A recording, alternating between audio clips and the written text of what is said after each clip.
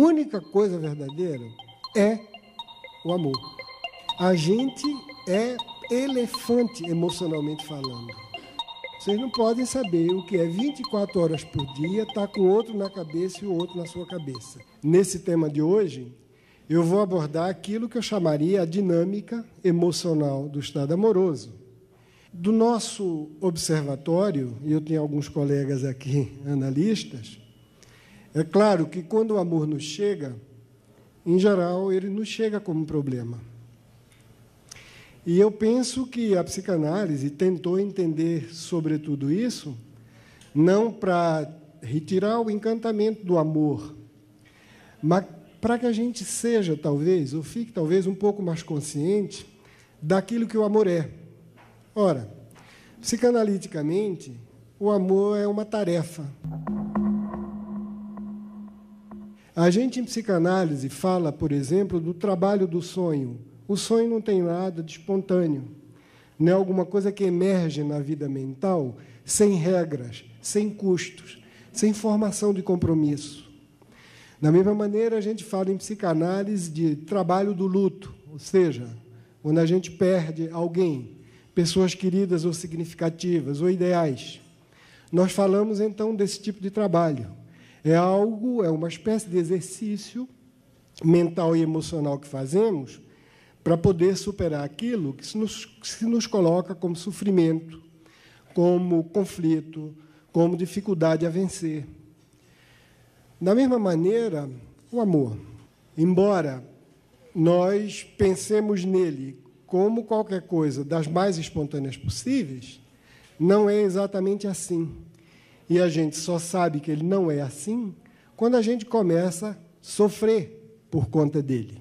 Pra ver se você volta, que é pra ver se você vem, que é pra ver se você olha pra mim. Existem muitos autores analistas, eu escolhi 3 que eu acho que são representativos do que talvez mais interessante se tenha dito sobre o amor. O primeiro é o pai da psicanálise, é Freud. Freud dizia que quando a gente se apaixona, quando a gente se namora, e eu estou pensando, digamos, numa situação típica, numa situação comum e corrente, né, de 2 adultos que se encantam e passam então a se apaixonar um pelo outro, Freud dizia que esse sentimento, que é mais do que sentimento, é um complexo de sentimentos, é uma conduta formada de sentimentos, sensações, crenças e julgamentos, como qualquer emoção. Pois bem, isso era um derivado de nossos primeiros vínculos amorosos, primeiros vínculos significativos, que são os vínculos com nossos pais. Esses vínculos que, na idade infantil, são carregados de sexualidade, sofrem a interdição da cultura, o que ele chamou de interdição do incesto. Todos vocês já ouviram falar do complexo de Édipo, que nada mais é do que fazer intervir uma proibição para que a criança se separe daquele forte elo que ela tem, que é físico, sensorial, sexual e emocional com os pais, mãe ou pai. O amor, então, o que é que seria? Já que nós somos obrigados a abandonar esse vínculo, nós, pela vida fora, vamos tentar persegui-lo através de figuras substitutivas. Eu espero, então, que vocês entendam. É Freud, não sou eu que estou falando. Freud dizia, dentro do contexto dele, que os primeiros casamentos, em geral, não eram bem-sucedidos, porque o homem tendia a ver na mulher algo muito próximo da mãe, e só a partir da segunda é que isso começava a se distanciar e que a coisa funcionava um pouco melhor. Pois bem, Freud, a partir disso, Freud dizia, então, o que é que caracteriza o nosso modo de amar. Ora, Freud dizia que o que caracteriza o nosso modo de amar é o vínculo com esses objetos. Ele dizia que, no entanto, tem um outro modo de amar do qual nós somos capazes. Tem um modo de amar que ele dizia, chamava de modo anaclítico. Qual é? Isso quer dizer que eu amo no outro a imagem da mãe que alimenta ou do pai que protege. Eu vejo o parceiro, então, de imediato, como alguém diferente de mim. Mas eu posso também amar o outro como alguém que sou eu. É o que ele chamava de amor narcísico. É o que Freud dizia, amar o que se é, amar o que se foi, amar algo que gostaríamos de ter sido ou uma parte de nós mesmos. Então, essa é, em bloco, em grosso, a visão de Freud. Vejam bem que, nesse caso, qual vai ser o trabalho do amor? Isso que eu chamei de trabalho do amor, e que não é espontâneo, não é natural, implica investimento, tenacidade, esforço. É, de um lado, a gente separar a pessoa por quem estamos apaixonados ou namorados dessas figuras muito próximas de pai e mãe. O primeiro esforço seria esse, e o segundo seria ver se a gente consegue ver o outro como sendo outro, e não como um complemento meu. Porque o outro, como nós vamos ver, tem seus desejos próprios. Esse, digamos, seria o trabalho freudiano do amor. O outro grande autor a inventar ou a perceber outra dinâmica do amor é o Lacan.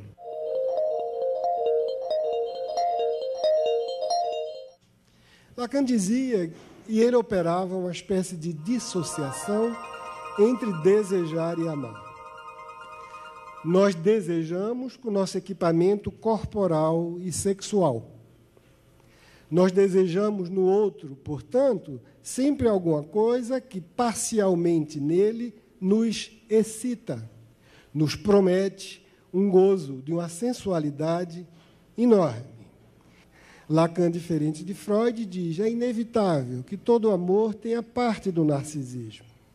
E só é amor justamente porque tem parte do narcisismo. E eu só amo o outro porque o outro vem completar qualquer coisa que eu acredito que emocionalmente em mim falta. Porque, no caso do desejo, é só e quase que exclusivamente a sensualidade que é excitada. E a sensualidade, quando ela é excitada, é uma parte da pessoa e uma parte minha. Por isso que Lacan dizia que, verdadeiramente falando, não existe, de fato, relações sexuais, porque relações só existem entre pessoas, e quando a sexualidade se satisfaz, em geral, a sexualidade é parcial, ela é parcializada, é parte do outro que excita parte de mim. Ora, o que acontece no apaixonamento e no amor é que, normalmente, qual vai ser o trabalho? O trabalho vai ser encaixar essas duas demandas, fazer com que uma se superponha à outra, fazer com que esse desejo de amor não faça perder a sensualidade e fazer com que a sensualidade quase que exclua o amor. Você pode ter uma atração sensual enorme por uma pessoa e tratá-la como se ela, de fato, fosse nada para você emocionalmente. Ela em nada lhe completa, ela só lhe excita. Ou, ao contrário, a gente pode amar muito uma pessoa e ela não nos despertar desejo. Ou seja, ela é alguém que a gente quer, que a gente admira, que quer ter próximo, por característica quaisquer que seja. Pois bem, o outro autor seria o Balint, o Michael, ou Michael, como se queira, porque ele era um húngaro que migrou para a Inglaterra. Balint. Para o Balint, a coisa se coloca em outro ângulo, ou ele vê isso de outra perspectiva. Ele acredita que, como crianças, como filhotes, né, humano, nós temos duas dimensões que nos são dadas de imediato. Uma dimensão é o que ele chama de dimensão do apego. É a dimensão do vínculo, do que ele diz que é uma mistura harmoniosa, que nós todos, né, como bebês, experimentamos na barriga da mãe. E que depois, numa educação razoavelmente boa, não é preciso ninguém ser excepcional, a gente continua tendo ao longo da vida. Isso que ele chama de mistura harmoniosa ou amor primário, ele diz que é o puro desejo de ser um com o outro, de ser um com o ambiente. Esse desejo de fusão é um desejo que, em si, nada tem de patológico, nada tem de torto. É um desejo que nos persegue a vida inteira. É uma nostalgia de um momento em que o outro não era obstáculo a nada. Era uma nostalgia de um momento em que o outro parecia ser complacente, absolutamente indulgente, terno com tudo aquilo que a gente quisesse.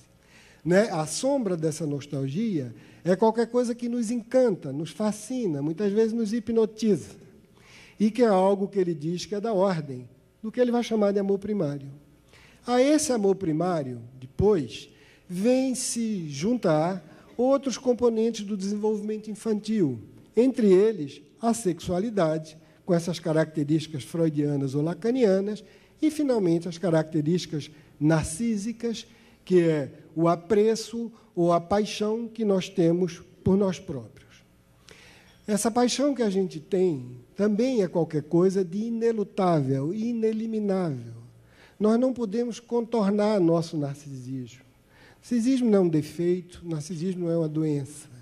Narcisismo é a cola, é o cimento que faz com que a gente se perceba como sendo único, como tendo uma história, como tendo uma cara, um perfil inconfundível. É aquilo que faz com que a gente tenha apreço por nós próprios.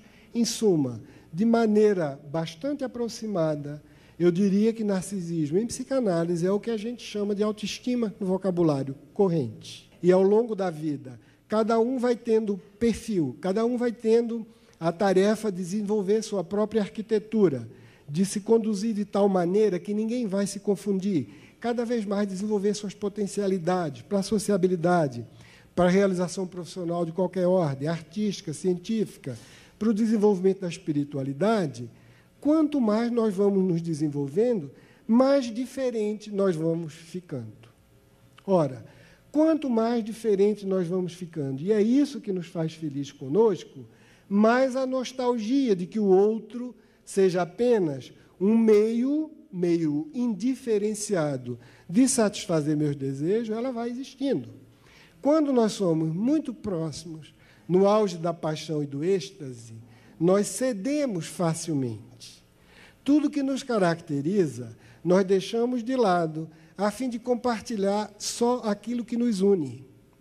Infelizmente, ninguém pode viver dessa maneira.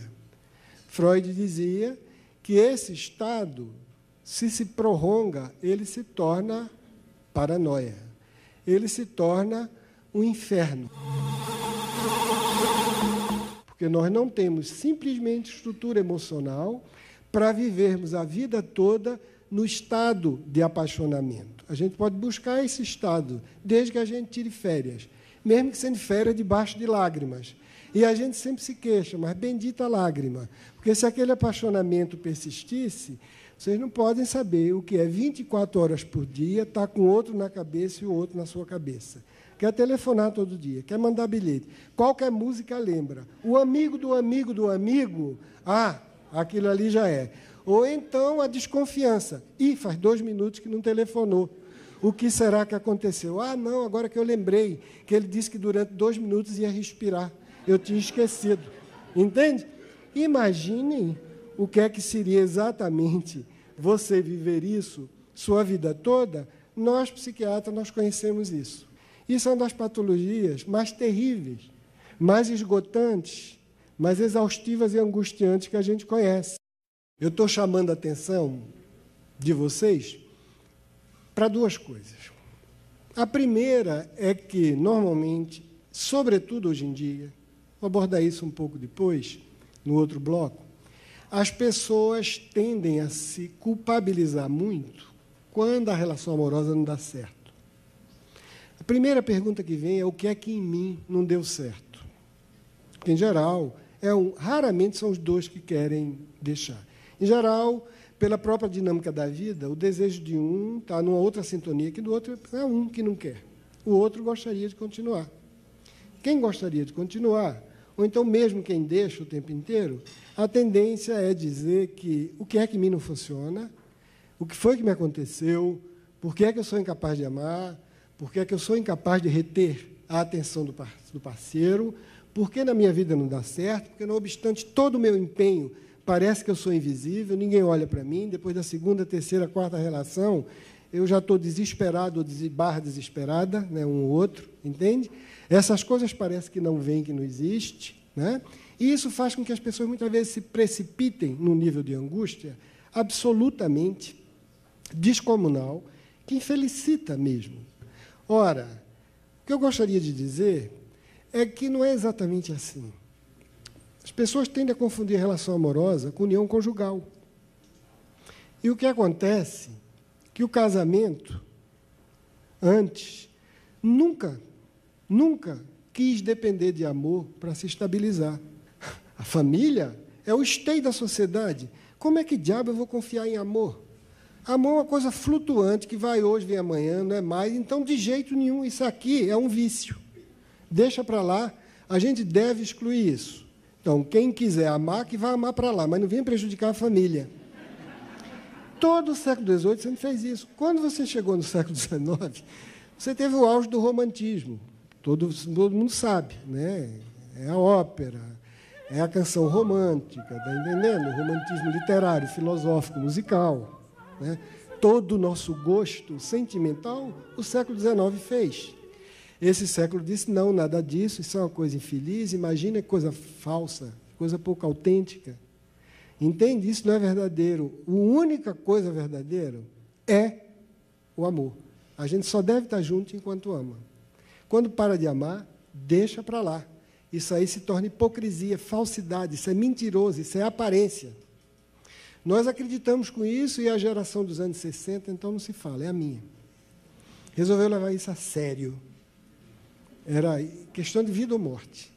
Ou é ou não é outra coisa. E o resultado é que a gente criou um problema. A gente criou uma necessidade de liberdade muito grande. E a gente criou uma necessidade de segurança. Um outro lado, uma necessidade de deleite, de fruição da vida sentimental. E nós estamos vivendo, de fato, um momento da vida em que isso é um impasse. Não é porque A, B, C e D é incapaz de amar, é porque a gente criou regra de satisfação que alguma coisa está batendo na outra. A gente adora os filhos, gosta da casa, gosta da família, entende? Gosta de chegar, de tomar banho, de ter um familiar, de estar tudo prontinho, tudo arrumado. Isso com o homem, então, as queixas são tremendas, porque as mulheres dizem isso o tempo inteiro. Não gosta de mim, gosta da casa. Não gosta de mim, gosta do equipamento, filhos inclusive. Entende? Porque chega, está muito confortável, comidinha, roupinha, se qualquer coisa, olha o meu botão, né? Saiu, mas incapaz de chegar, sentar, conversar, pôr uma taça de vinho, pôr uma flor, dizer, vamos sair, entende? Vamos falar da nossa relação. E o que eu quero dizer, em suma, quando a gente fala sobre isso, é que não é pela culpa individual de ninguém. O Winnicott, que é um dos autores que eu mais gosto, diz uma coisa, que é psicanalista, ele diz uma coisa muito séria que eu acredito.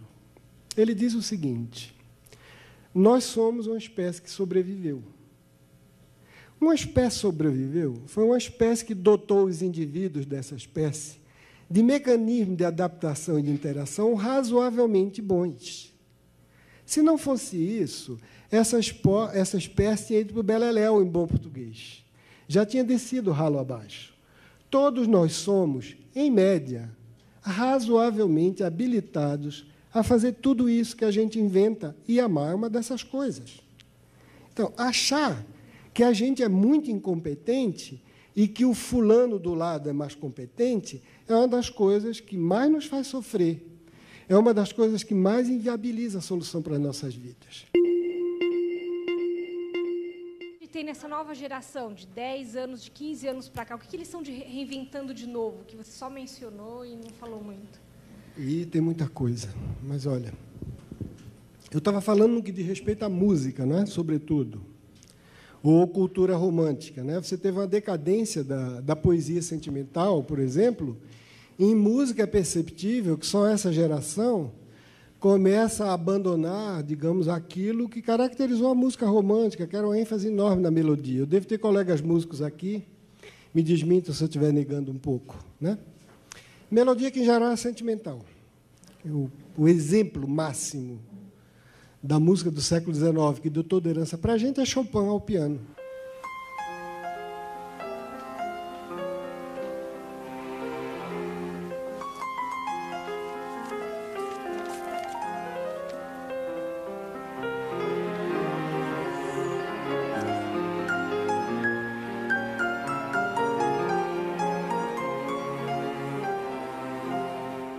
que é a ópera. Uma linha melódica linda e o acompanhamento. Do lado de cá, né? E se você pegar, aí vem todo mundo. A balada americana, Nelson Cavaquinho, Chico Buarque. Se ao te conhecer, dei pra sonhar, fiz tantos desvarios, rompi com o mundo, queimei meus navios. Me diz pra onde é que ainda posso ir? E, sei lá, passando por tudo. Era esse o modelo. A gente ficava atento. Se você perceber, os mais jovens hoje começam a ter um fascínio enorme por uma coisa que, para mim, não tem graça nenhuma, que é música, sobretudo, tímbrica e rítmica. Os mano, pô, as mina, pá. Os mano, pô, as mina, pá. Segura a boca que a quadrilha vai versar. As mina na quebrada se ligaram na batida. Eu vi um mapa de mina cantando de esquina. Não posso deixar quieto, não vou ignorar. Só por você, 4P fofá. Entende? Onde você não tem quase melodia. Isso é uma mudança. Isso é uma mudança de gosto e é uma mudança de padrão sentimental. Poesia e música era legenda de amor. Né? Amor não existiu só como uma espécie de flor no deserto, não. É um mosaico enorme, no qual a gente foca exclusivamente no sentimento, porque é um pouco que interessa ao nosso êxtase pessoal. Mas, olhado um pouco de fora, você vê que é um mosaico complicado. E as pedras desse mosaico estão começando a faltar, né? Começando a faltar. Então, mudou muito. Eu estou falando só de música, isso é uma coisa, mas sensibilidade ao sofrimento também diminuiu muito. As pessoas nunca gostaram de sofrer. Não existe nenhuma civilização que diga, eu quero sofrer. Mas todas as civilizações conhecidas, que a gente conhece, elas elegem forma de viver, forma de sofrer, forma de gozar e forma de morrer. Tem um leque imenso de possibilidades e a gente diz, não, esse aqui vale a pena sofrer. Por isso eu vou investir para gozar. Isso aqui vale a pena morrer. Por isso vale a pena viver. Veja só o que uma mulher, final do século XIX, começo do século XX, até a Segunda Guerra Mundial, porque isso começou a mudar muito depois da Segunda Guerra Mundial, ela era preparada para ter sonhos românticos, para escolher o marido, romper com a tirania dos pais, de casamento de encomenda, né, de família, de interesse. E aí ela casava. E, ao casar, ela sabia que ela ia cuidar daquele homem, cuidar dos filhos, renunciar aos sonhos românticos e fazer o quê? Sublimá-los na filha que fosse nascer. Ele tinha liberdade libidinal, porque a cultura era patriarcal, ele tinha mulher em casa e amante. Sexualmente, pelo menos, ele se satisfazia. Em geral, isso era aceito. Hoje em dia é uma coisa mais ou menos aceita, com mais ou menos complicação, com mais dificuldade, porque o Estatuto da Mulher mudou, ainda existe, mas de uma maneira completamente diferente. A negociação é diversa, né? É diversa. Antes não, eram duas famílias mesmo. E qual era o benefício que ela tinha? Ela tinha o benefício, por exemplo, de dizer, está aí, ela é uma grande senhora, ela é uma grande mãe, é uma pessoa impecável. A moralidade e o caráter dessa mulher, que sofreu tudo isso, e ainda assim está feliz, está investindo nos filhos, preparando a festa de debutante das filhas, depois vai criar dos netos, está aí a recompensa que toda a sociedade dava àquela criatura. O sofrimento dela, ela dizia, não foi em vão. Eu sou alguém respeitado e amado pelos outros. Esse modo de sofrer, ninguém quer mais hoje em dia. As pessoas não querem, é impossível. E quando eu digo não querem, é porque a sociabilidade de uma garota, de uma jovem, hoje em dia é absolutamente incompatível com isso. Hoje em dia o padrão de sofrimento mudou, mas também não mudou por acaso. Por quê? Peguem uma moça hoje em dia e digam o seguinte, bom, eu vou agora casar, ser fiel ao meu esposo. Vejam só como o mundo muda e como é complicado para a gente administrar, mas não é impossível. Isso é do tamanho da nossa cabeça. A pessoa não vai porque a amiga vai dizer, mas tu és boba, né? Masoquista, vai fazer análise. Está aguentando isso dele? Que história é essa? Vai te cuidar. Vai te tratar. Que história é essa? Se a análise não der certo, tem floral. Tenta qualquer coisa, mas não é possível. entendeu? Tem uma série de coisas alternativas, acupuntura, tá entendendo? Qualquer coisa, sensibilização. Pode. O que é isso? Está pensando o quê? Ah, não, mas tem meus filhos. Ah, tem teus filhos? Vai contar quanto tempo com teus filhos? Entende? Quando teus filhos tiver com 20 e tantos anos, o que é que eles vão querer saber da mãe? Não vão, não. Afim da onde? No asilo para velho? Começa a fazer tua poupança. Vai sofrer tudo isso por eles. Depois, quando eles crescerem, vai dizer, o quê? Fez isso por mim? Fez isso por sua neurose. Por mim, não venha com essa, não. Não venha me culpabilizar pelas suas coisas mal resolvidas, não. Está entendendo? Entende? E a vizinha vai dizer o quê? E a pós-vizinha vai dizer o quê? E a pessoa do lado de lá? E o caderno domingo vai dizer o quê? E o talk show vai dizer o quê? Vai dizer que você não... Para que isso? Ah, não, antes eu era quase santa. Entende? Era assim, santa no limite. Hoje em dia, uma neurótica, reprimida, torta, mal resolvida, descabelada. Para quê? Não vou, não. Vou sofrer. Então, vejam, eu estou brincando um pouco, porque eu acho que a gente tem que rir um pouco disso também, né? Não dá para ficar chorando o tempo inteiro. Não tem motivo para chorar. Bom, mas o que eu quero dizer é que mudou o sofrimento. Todas elas sofriam muito, mas depois eram recompensadas pelo reconhecimento de todos. Então, aí a gente sofre, porque até agora a gente sofre. Até agora a gente sofre por aquilo que nos faça ser amado pelo outro. É o quinhão que nós damos do nosso gozo e do nosso prazer, é aquilo que faz com que o outro nos olhe como alguma coisa admirável. Não há dúvida. Isso aí a gente tem que pagar. É a nossa parte. Todos nós, então, decidimos cuidar de nossas vidas. A gente está proliferando quarto e sala. Nós estamos proliferando serviços de entrega em casa. Pizza 24 horas. Single bar, nós estamos proliferando internet. Nós estamos proliferando sociedade, grupos de solteiros convictos. A gente está criando tudo isso. E, quando não dá, a gente está fazendo outras coisas. A gente está sofrendo com hipnótico, com antidepressivo, com tranquilizante. A gente está sofrendo com uma série de coisas. E a gente aceita esse sofrimento, porque permite que cada um diga, não, não quero. Então, nós estamos elegendo um outro jeito de sofrer. E esse nome de sofrimento tem nome, que é de solidão. Mais do que solidão, que é a capacidade de ficar só, de isolamento. A gente está construindo todo o equipamento ortopédico para essa solidão, como a gente criou o equipamento ortopédico para manter a família conjugal.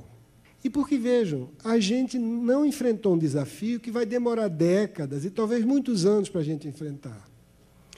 Que nós destruímos aquela família como ela existia, mas sempre imaginamos que ela vai ser recomposta.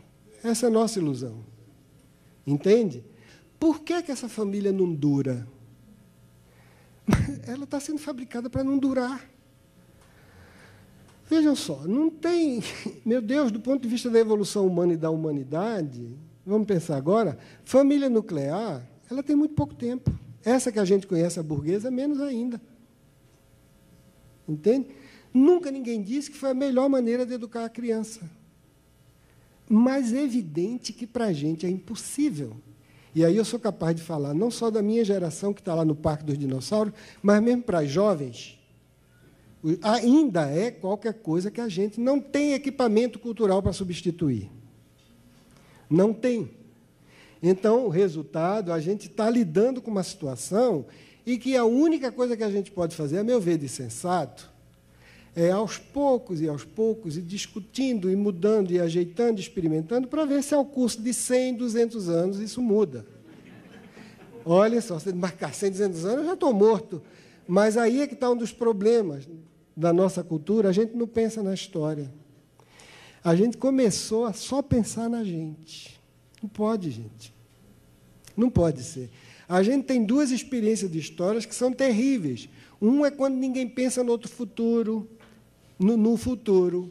E a outra é quando a gente acha que o futuro a gente vai fazer. As ideologias comunistas, as ideologias nazistas e uma série de outras caíram nesse engodo. Eles acharam que eles iam fazer a história conforme eles estavam pensando. A história não se faz com ninguém. A história se faz com aposta no futuro. A história se faz com um compromisso de abertura nossa de dizer, eu vou fazer o melhor, para que quando as gerações cheguem, ela tenha o melhor. Agora, o que vai ser dessa minha intenção vai depender do meu par, vai depender do meu parceiro, do outro ser humano dizer. Se eu quiser apressar isso, eu vou cair em tirania, em totalitarismo, em brutalidade, em violência. Se eu quiser agora dizer, vou arrancar pai de filho, e você tem experiência dessas, feitas inclusive, e não foram experiências brutais. Não foram experiências como essa, experiência totalitária.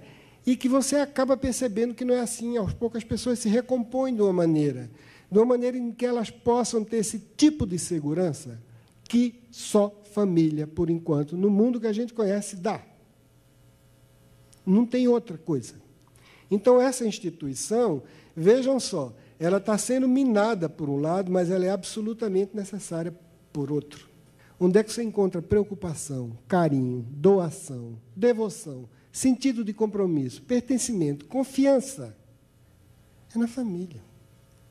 Então, ao mesmo tempo, a gente não conseguiu sequer expandir essa família para o próximo casamento. Né?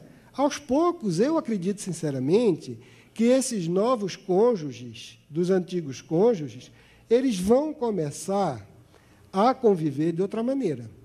Agora, veja, se eles forem começar a conviver de outra maneira, alguma coisa no sentimento do romantismo vai mudar. E depois, antigamente, você tranquilamente dizia, bom, eu quero ser como meu pai.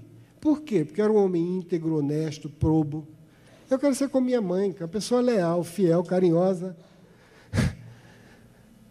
Ninguém vai dizer mais isso. Vocês não vão ouvir mais ninguém dizer mais isso. Mas, olha, sem figura de autoridade, você não tem tradição. Sem tradição, você não tem passado. E uma cultura sem passado é coveira de si mesmo. A instituição do casamento, ela complica muito. Mas as pessoas entram no casamento com sonho romântico. Você pega as revistas femininas, é uma coisa impressionante. Né?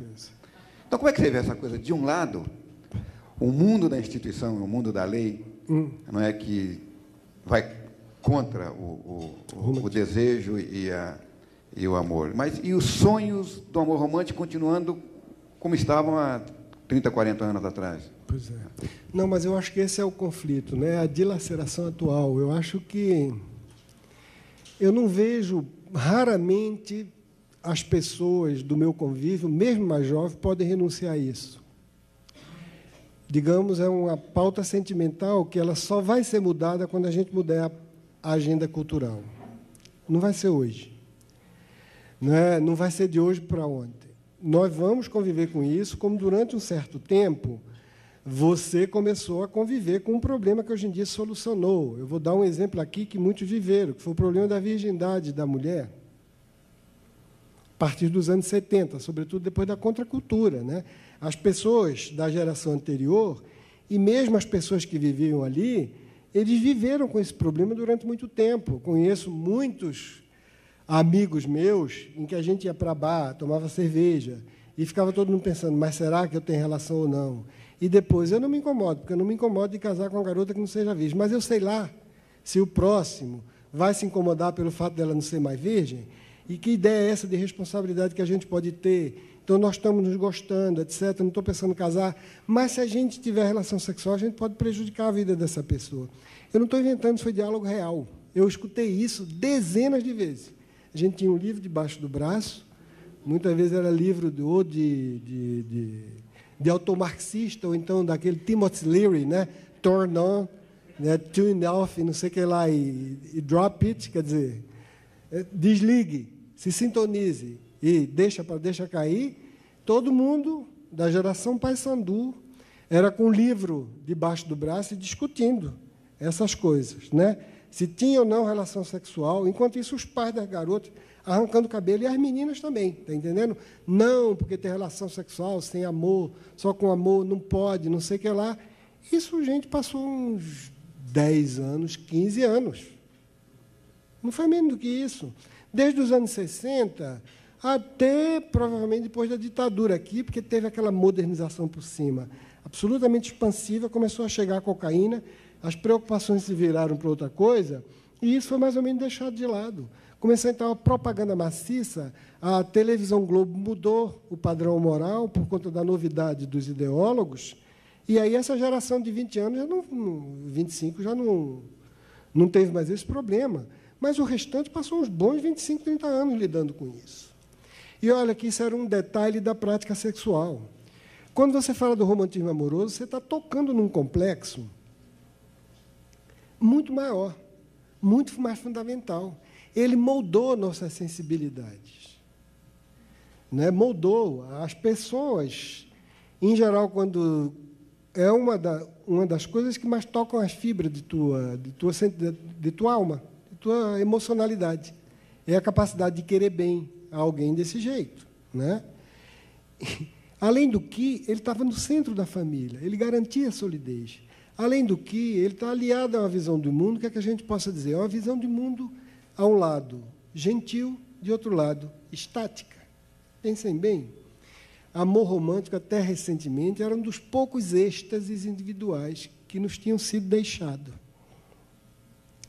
Depois que êxtases coletivos, a gente continuou. Né? Entende? A gente foi absolutamente fazendo o que...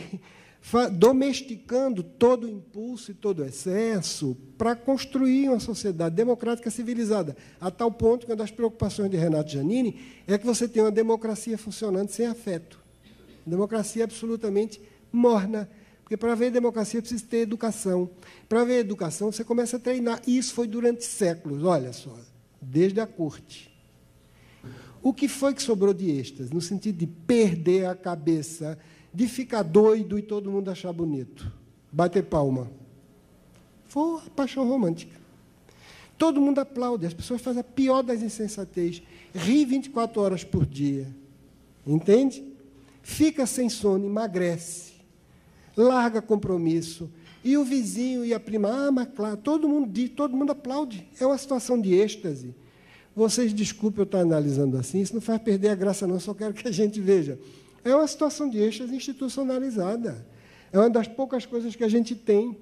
E nós temos no nosso equipamento biológico sentimental a ânsia por isso. A ânsia por isso. Não só tem a ânsia por isso, que toda a história da cultura que a gente teve isso. Eu não estou falando da cultura do Ocidente, não. Dessa cuja tradição começa com a Grécia, pelo menos a grande tradição. Eu estou pensando nas tradições da cultura asiática. Os grandes textos, cultura chinesa ou indiana, todas elas dizem o seguinte: como viver o êxtase, como viver a ascese. É isso. Entende? Basicamente, política, economia. Entendeu? Tudo é uma espécie de enxerto, tecnologia. Tudo é mais ou menos ornamento. É adereço para nos dizer isso. Para que a gente realize isso. Como você vive o êxtase, como você vive a ascese. Como você é capaz de moderar seus impulsos, quando você deve liberá-lo. Em que situações, em que condições. O romantismo amoroso é um dos poucos movimentos ou eventos de êxtase permitido, porque se junta a satisfação sexual com o banho, está entendendo? Com o mergulho de cabeça na fusão sentimental. Ia discutir hoje, talvez, sobre essa tendência da solidão, de pessoas se adaptarem a ficar sozinhas, dá a impressão que a gente tem que desistir do sonho de ter uma pessoa para o resto da vida. Um grande amor que possa conviver com você e curtir a velhice, porque eu, particularmente, eu morro de medo de ficar velha. Então, ficar velha e sozinha. Hoje eu fico bem sozinha. Eu tenho medo de ficar velha sozinha. Então, eu queria achar um velho que me tolerasse, me aguentasse, me dividisse minhas angústias da velhice. Então, será que a gente vai ter que ficar sozinho pro resto da vida e não vai achar ninguém? Não tem jeito. Quanto ao sonho de ficar com uma pessoa, envelhecer, de fato, eu acho que hoje em dia ele é um pouquinho mais difícil, né, de se realizar, mas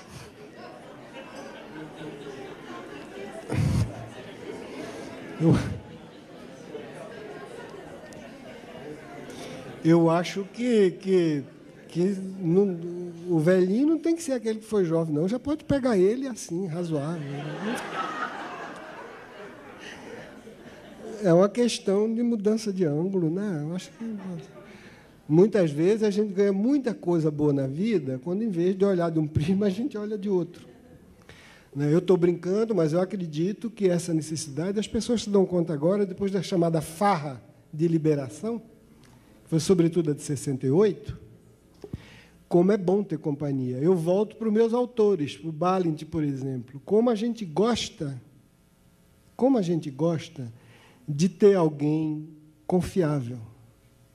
Confiança, eu estou dizendo no sentido mais amplo da vida. Toda a nossa tarefa na vida é de tornar o estranho familiar. E nada é mais confortável quando a gente sai do estrangeiro, a gente deixa a forania, a estrangeiridade, para chegar ao familiar. Quando a gente está no familiar, a gente se queixa, mas ai que monótono, ai que tédio, ai que não sei o que lá, entende? A gente acaba dizendo isso, porque é claro que ao lado do desejo de familiaridade, nós temos o impulso de expansão e de descoberta. Nós somos seres de desafio. Pois bem, essas coisas familiares, a gente só sabe o valor quando perde. E as pessoas estão começando a perceber, né? Que você tem alguém do teu lado, e quando é velhinho, tudo bem, porque aí a vida começa a ter um sentido diferente. A vida começa a ter um sentido de realização, a vida começa a ter um sentido de recapitulação, muitas vezes. A vida começa a ter um sentido muito particular, né? Então, se você não for, você vai acabar refinando. Você refina gosto, apreciação, lembrança, você refina tudo. Quem quer partilhar para você, por exemplo, com você, de certas coisas, só tem graça. O alemão tem um provérbio que é engraçadíssimo. Olha, sofrimento dividido, né, vale pela metade. Alegria dividida vale em dobro. E uma dessas alegrias que a gente tem na vida é de partilhar coisa que a gente sabe que o outro sintoniza. Entende?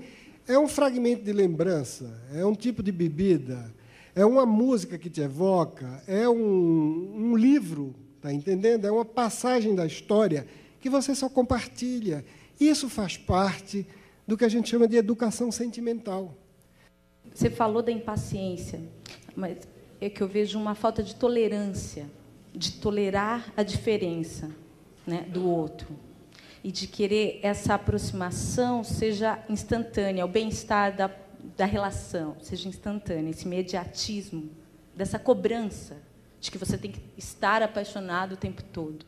Assim. Mas eu acho que você tem razão, porque eu acho que tem uma diferença entre determinados modelos da cultura que se colocam para você, né? Entre você